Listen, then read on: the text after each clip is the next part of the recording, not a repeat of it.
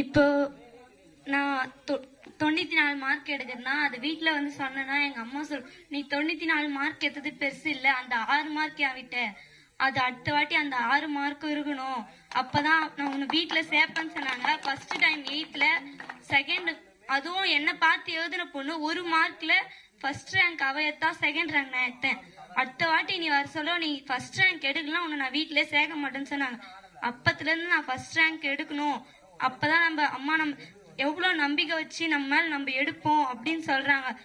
அவங்களுக்காக நான் படிச்சு எடுக்கணும் அப்படின்னு நான் அப்பத்துலேருந்து எடுத்தேன்.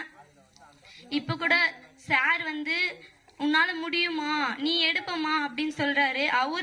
அவருக்காக இல்லைனாலும் எனக்காக இல்லைனாலும் அவருக்காக படிச்சு அவர் வந்து இத்தனை பசங்கள்ல நீ எடுப்பமா அப்படின்னு சொல்ல அந்த நம்பிக்கையை நான் காப்பாற்றணும்ல, அதுக்காக நான் மார்க் எடுக்கணும்.